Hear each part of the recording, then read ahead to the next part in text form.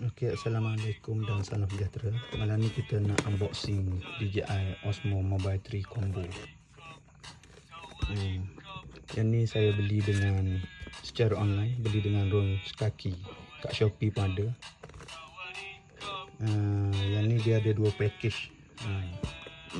Yang satu lagi Osmo Mobile 3. Yang ni Osmo Mobile 3 Combo. Beza dia adalah item kat dalam. Kalau yang ni dia ada 6 item. Kalau yang Osmo Mobile 3 tu dia ada 4 item. Kat sini pun dah ada. Get in on Google Play. Lepas tu download DJI Mimo application.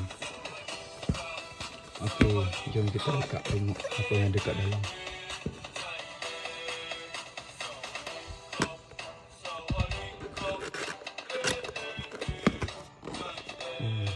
Cantik packaging dia.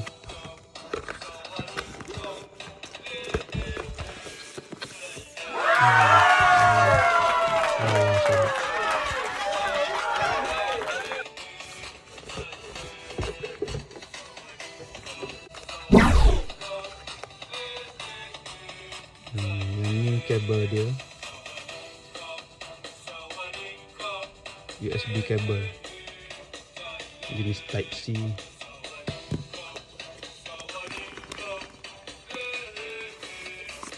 Yang ni tripod dia.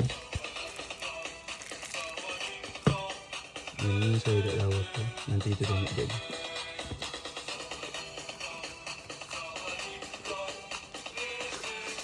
Yang ni wrist strap. Yang macam handphone untuk kita letak kat tangan macam.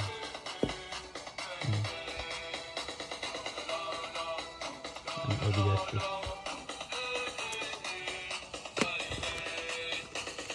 Lagi yang ni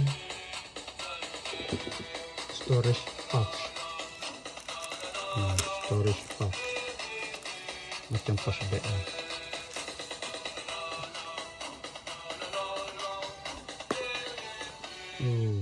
Sedap.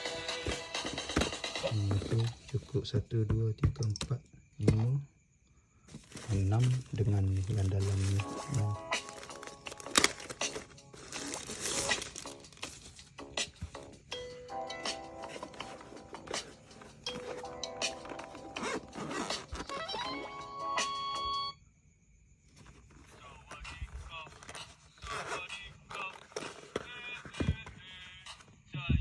Okey, ni barang ni.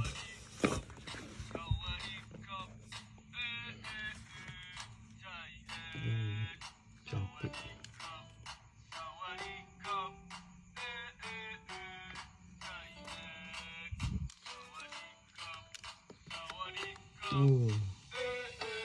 Terbaik.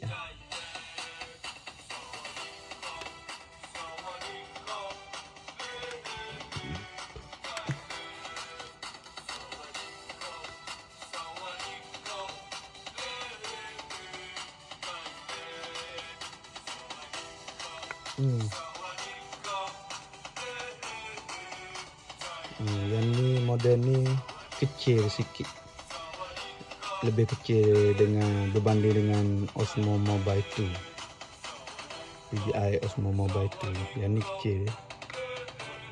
Lepas tu cara penyimpanan je senang je, tak ada macam ni. Memang senang lah kita nak bawa beg ni. Yang mana belum beli lagi tu bolehlah dapatkan dengan RON sekaki. Kat dalam Shopee pun ada, dalam 400 lebih tak silap saya. Tak ingat 400 berapa, tapi tak sampai 500. Okey, jangan lupa subscribe ya. Nanti lepas ni saya buat video bagaimana nak install dia, cara penggunaannya.